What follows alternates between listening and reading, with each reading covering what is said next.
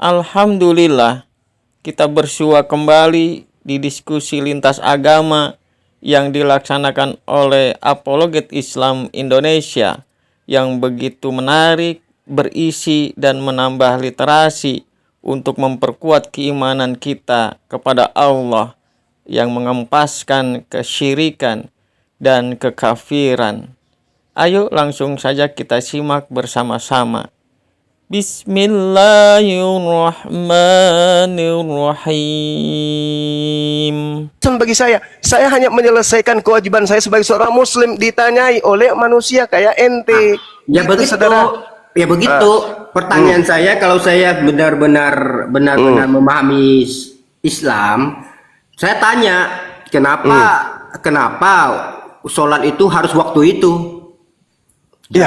Jam 12. Tuhan memerintahkan itu, saudara. Tuhan yang memerintahkan itu. La yus'alu amma yaf'al.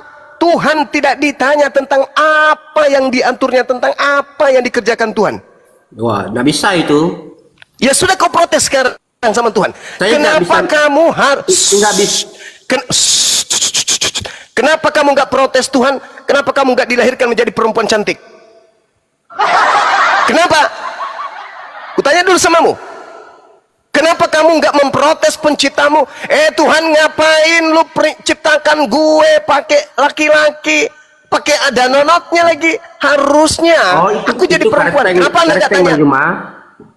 Enggak, sebagai manusia saya tanya kepada saudara, kenapa anda tidak tanya kepada pencipta anda untuk anda dicetak jadi wanita? Kenapa? Itu beda, Bang Juma. Saya kan. Kenapa beda? Kenapa beda? Jawab dulu. Kenapa anda harus jadi laki-laki? Kenapa enggak jadi perempuan aja? Kenapa enggak anda protes? Begini, Bang Juma, saya bukan gimana? Kristen. Saya tahu, saudara, banyak orang Kristen yang sudah malu mengakui dirinya Kristen, apalagi kalau berhadapan dengan ahli kitab seperti Bang Suma. Malu. Bang Juma malu mengaku Kristen, gemetaran. Gemetaran mengaku Kristen di hadapan saya. Saya hanya menjawab, kenapa saudara tidak protes kepada pencipta saudara? Entah itu bapak anda, entah itu nenek anda. Kenapa enggak protes kepada mereka? Kenapa kemudian anda diciptakan menjadi seorang laki-laki yang nonotnya hanya seperti lombok biji besarnya? Kenapa? Nah, begini Bang Juma. Kenapa anda enggak protes? Kenapa? Aduh, Bang Juma kan tak tahu saya siapa. Saya tahu anda manusia yang tidak percaya kepada Tuhan, atau anda itu adalah manusia yang punya agama tapi anda malu mengakui itu. Justru Bang Juma, saya itu penganut tahu. Ya, oke. Tapi saya tahu anda laki-laki kan? Iya, tapi kan saya penganut tahu. Kenapa anda tidak protes kepada Tuhan agar anda dijadikan sebagai seorang wanita? Begini Bang Juma. Kenapa anda terima begitu saja? Begini Bang Juma. Ku tanya dulu, kenapa anda terima begitu saja? Kenapa anda tidak protes, ambil pedang, angkat pedang, tantang dia? Hei kau yang telah menciptakan aku, tampilkan dirimu. Kamu tidak sopian. Kenapa kau ciptakan aku dengan nonot kecil seperti ini? Kenapa anda tidak protes kayak gitu? Astagfirullah. Jadi tahu Bang, kami umat Islam, saudara, ketika diperintah kepada pencipta kami tunduk. Betul. Nggak ada daya kami untuk bertanya, kenapa harus jam 3 ya? Makanya kita itu tidak bisa berkembang dan tidak bisa berpikir. Saya kan orangnya kreatif dan sangat. Ya sudah, apa yang kau pikirkan tentang proses penciptaanmu? Kenapa kau jadi laki-laki? Bukan penciptaan. Kenapa harus sholat itu jam itu? Misalnya kan di dalam Islam kan, kenapa harus jam 12 ya? Kenapa harus jam 3 ya? Kenapa harus jam 6 ya gitu? Untuk apa anda tahu itu? Ya karena saya kan mungkin suatu saat mualaf. Oh enggak, orang yang pakai mualaf itu adalah orang yang bisa menundukkan kemudian hatinya di atas kebenaran. Bukan kebenarannya, karena ilmu. Bukan kebenaran yang kemudian dianggap sebuah kesesatan. Nggak Dulunya kayak gitu. saya Buddhis. Ya, saya nggak ada urusan dengan anda. keyakinan Anda, saya nggak ada urusan dengan itu. Betul. Anda kan bertanya kepada Saya juga tidak ada urusan sama Anda. Tidak ada. Saya tidak ada urusan dengan agama. Teman-teman, Pertanyaan setahu saya kenapa? orang ini naik ke sini punya urusan dengan saya, makanya dia bertanya kepada saya. Betul? Betul. Betul. Sekarang Anda turun, Anda cari pohon kelapa, ajak pohon kelapa itu bicara. Jangan ke saya, Anda nggak ada urusan dengan saya katanya. Betul? Ya, Anda turun, cari batu nisan, kuburan Cina, temani ngomong itu batu nisan. Hei batu nisan, kok kamu kayak saya otaknya beku? Kamu kok beku juga sama kayak aku? Bedanya aku bisa gerak loh. Ha, tengok tanganku, tengok. Aku bisa goyangkan. Batu nisan kamu nggak bisa deh. Dibilang lagi tuh. Udah sana, pergi. Cari batu nisan kuburan Cina, kau ngomong sama batu nisan itu. Kalau Tuhan kami, Al-Quran menguraikan la yus'alu amma yaf'al wa hum yus'alun. Dia Allah tidak ditanya tentang apa yang dikerjakan, apa yang diperintahkan, apa yang diaturnya, apa yang diinstruksikan, apa yang dilarangnya. Hei Allah, kenapa kamu melarang itu? Nggak ada. Kitalah yang akan ditanyai oleh Allah. Wahum yus'alun. Kenapa ketika kamu hidup tidak menggunakan akalmu? Kenapa ketika kamu hidup justru yang kau sembah manusia? Kenapa ketika kamu hidup, kamu justru melakukan satu kegiatan yang justru bertentangan dengan otakmu sendiri? Kita yang ditanya, bukan kita yang bertanya kepada pencipta. Itu namanya botol cuplis. Lanjut, teman-teman. Ya, Bang Juma, satu lagi. Boleh. Kan di Mazmur 22, kan dulu Bang Juma mengatakan bahwa Yesus tidak disalib. Adalah yang disalib itu adalah orang yang dikutuk, yaitu Yudas. Saya mau tanya, di Mazmur 22 itu kan nubuatan perjanjian lama. Itu kata siapa itu nubuatan? Kata siapa itu nubuatan? Sebentar Bang Juma, kan itu lagu, Yesus itu mau mati, mau bukan wafat di kayu salib, dia berkata, Okay. Eli Eli lama sabatani. Nah, di Mazmur Allah mengapa kau meninggalkan aku? Itu ada nubuatannya di Mazmur 22. Allah mengapa kau meninggalkan? Jadi cocok. Berarti benar yang disalib adalah Yesus gitu Bang Juma. Karena di Mazmur 22 satu perikop itu menceritakan kisah tangan di paku apa semua lengkap. Terima kasih. Iya, oke. Jadi gini saudara. Kitab saudara Eli Eli lama sabaktani itu tertulis di mana, Bang? Enggak, maksudnya Lukas? Enggak. Eli Eli itu tertulis di mana? Lukas. Iya, perjanjian baru. Ada dan nubuatnya di Mazmur perjanjian lama. Iya, di mana itu? Tunggu saya cari dulu, lupa saya. Iya. Matius kah? Atau di Markus kah? Atau di Lukas? Masa gitu nggak tahu? Bantu Bang Handi, dibantu Bang. Apa? Di mana Etere tulis itu? Matius. Matius 27:46. 46. Ya. Tenang aja, Bible berjalan di mana? Matius 27 nomor 46. Saya buktikan dulu Matius 9 nomor 9. Kita lihat supaya kita paham cerita ini. Setelah Yesus pergi dari situ, Yesus melihat seseorang bernama Matius. Berarti yang menulis ini bukan Matius dong. Andaikan yang menulis ini murid Yesus, maka dia akan mengatakan, setelah Yesus pergi dari situ, Yesus melihat aku. Tapi dia mengatakan, setelah Yesus pergi dari situ, Yesus melihat seseorang yang bernama Matius duduk di rumah cukai. Lalu Yesus berkata kepadanya, ikutlah aku. Maka berdirilah Matius lalu mengikuti dia. Tertulis di mana? Matius 9 nomor 9, Cak Ayu. Berarti Matius ini, kitab Matius ini tidak dituliskan oleh murid Yesus. Agar supaya buku ini dianggap sebagai tulisan murid Yesus, maka buku Matius diberi nama Matius, Matea. Padahal itu bukan tulisan Matius. Dan memang kitab terdahulu milik orang Kristen ini itu tidak ada namanya dulunya, nggak ada. Belakangan baru dikasih, oh ini Yohanes, ini Markus, ini Matius. Itu belakangan munculnya baru dikasih nama. Termasuk kitab Wahyu. Nah, sekarang kita masuk. Anda mengatakan bahwa di dalam kitab Mazmur itu bukan nubuat, kawan. Sudah tertulis itu sebuah lagu. Untuk pemimpin biduan menurut lagu. Rusa dikala pajar. Bukankah Yesus itu domba? Ini rusa. Rusa sama domba 2025 udah sama ya, Bang Andi? Tidak. Oh, tidak sama, masih tetap beda. Di data nomor 2, Eli, Eli, mengapa engkau meninggalkan aku? Lanjut. Aku berseru tetapi engkau tetap jauh dan tidak menolong aku. Yesus ini minta tolong sama siapa? Yesus Tuhan turun jadi manusia, minta tolong kepada siapa lagi? Katanya Kristen satu Tuhannya. Allahku, ilahku, aku berseru-seru pada waktu siang. Oh ya? Tetapi engkau tidak menjawab. Terus? Dan waktu malam, tetapi juga tidak engkau aku tenang. Malam. Bukannya malam itu dia sudah dikubur. Mana yang betul ini? Ilahku, aku berseru-seru padamu pada waktu siang. Oke lah, pada waktu siang dia berseru, betul. Tapi pada waktu malam Yesus berseru enggak?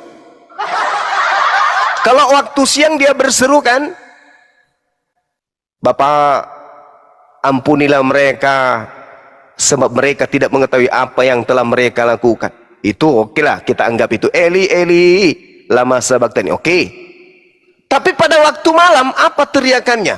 Kira-kira, ibu, ibu, lapar ibu, dingin, dingin, gak ada selimut. Akhirnya mungkin ibunya mendengarkan, atau temannya akrabnya mendengarkan bernama Maria, sampai subuh raja di hari Minggu dia datang ke kuburan. Padahal cerita yang ada di Mazmur ini, siang dia teriak, malam juga dia teriak. Pada waktu malam, pada waktu siang kemudian aku teriak, berseru-seru, tetapi engkau tidak menjawab. Dan pada waktu malam, tetapi tidak juga aku tenang. Coba, malam dia tidak tenang. Apakah Yesus teriak juga pada malam hari? Perasaan dia pukul 18 sebelum pukul 6 sore karena mau masuk sabat, Yusuf Arimatea dan Maria dan juga Nikodemus minta kepada Pilatus untuk supaya jenazah yang ada di atas pohon ini diturunkan. Baru dimasukkan ke dalam goa milik Yusuf Arimatea, orang kaya pada saat itu. Tapi tidak ada orang mendengarkan teriakan di malam hari. Gak ada. Berarti ini hanya cocok-cocokan yang tadi yang bukan murid Yesus supaya dianggap itu adalah Yesus. Saya kalau jadi Kristen malu mengambil data ini, malu mencocok-cocokkan cerita di dalam Bible saya dengan cerita yang ada di kitabnya orang Yahudi biar dianggap kelap. Dulu sebelum ada internet, umat Islam boleh ditipu dengan kata-kata ini.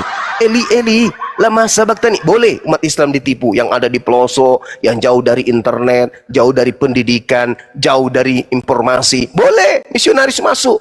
Kemudian dia memurtadkan. Tapi hari ini saya katakan kepada misionaris, dengar, kalau kalian masih menggunakan data ini, siap-siap ku permalukan.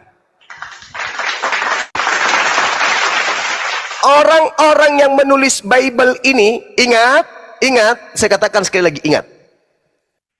Septuaginta dituliskan pada abad ketiga sebelum Masehi. Ditulis dalam bahasa Septuaginta, direvisi, dikoreksi, dicocok-cocokkan dengan selera siapa? Selera Romawi.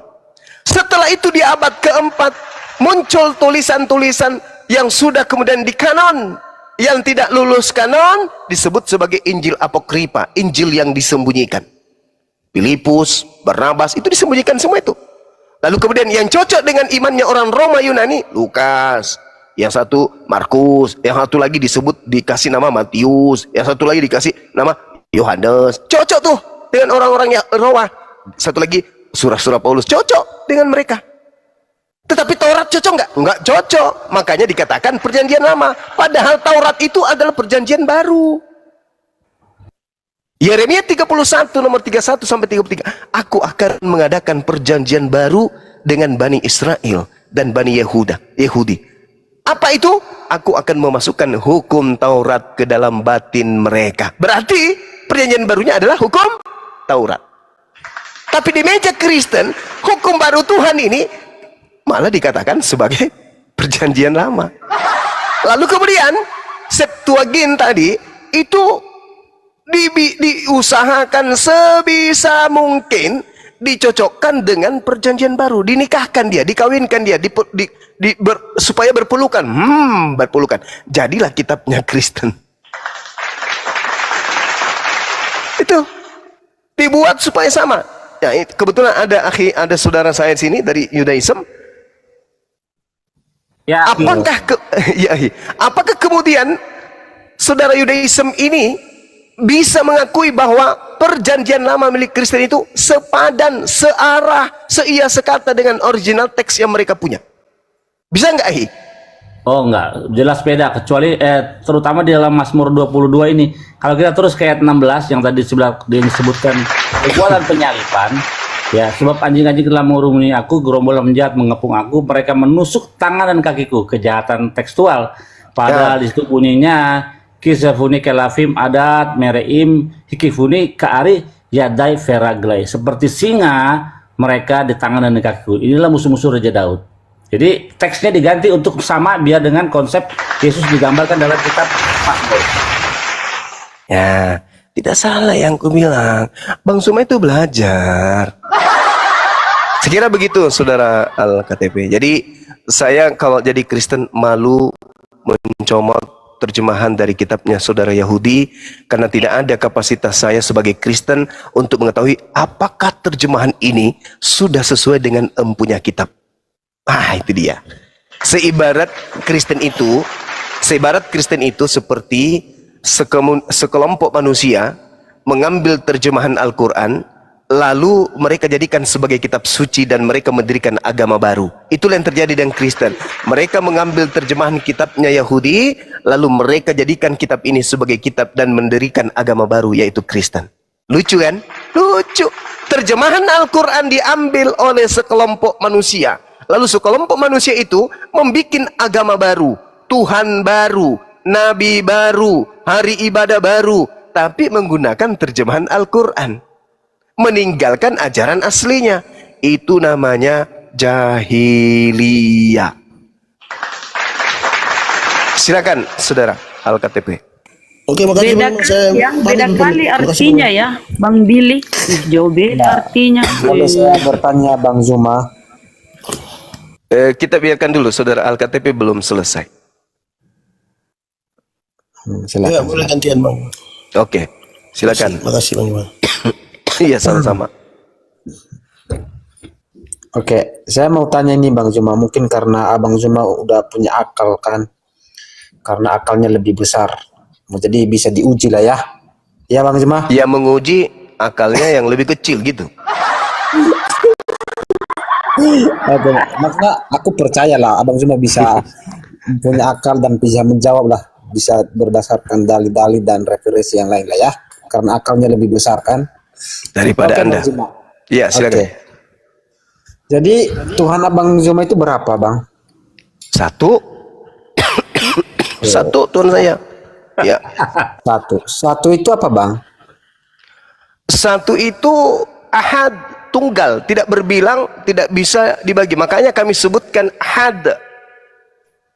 Cerminan untuk orang Indonesia itu satu, artinya dia tunggal, absolut, entitas yang berdiri tunggal. Tunggalnya itu absolut, tidak berbagi, tidak berbilang.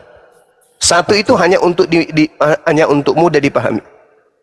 Oke. Iya. Jadi tunggal itu adalah satu dalam definisi tidak maksudnya tidak tercampur dan satu ya. Yes. Oke. Kalau saya mau mengatakan kepada Bang Zuma itu berapa, Bang? Saya satu. Oke. Bang Zuma itu satu dikatakan, Bang Zuma dikatakan satu. Di dalam tubuh Bang Zuma ada roh nggak? Ada jiwa nggak?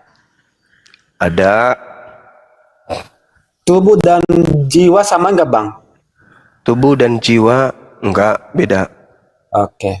Roh dan jiwa beda nggak, Bang? Beda.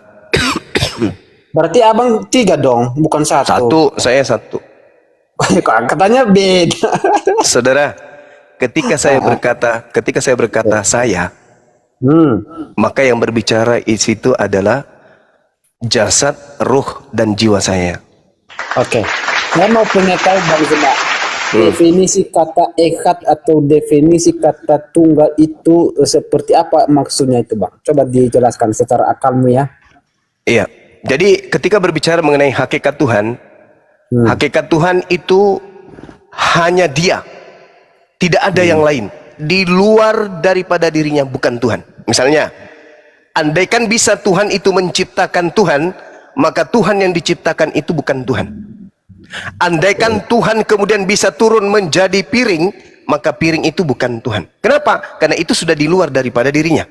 Berarti dia boleh dikatakan Tuhan menciptakan Tuhan, atau firman menjadi daging, tapi itu bukan Tuhan. Kenapa? Karena Tuhan itu entitas tunggal absolut. Iya. Oke, itu nanti pertanyaan selanjutnya saya nanti Bang Zuma. Itu tunggal. Ternyata di dalam Al-Quran itu jamak bukan tunggal sebenarnya. Tapi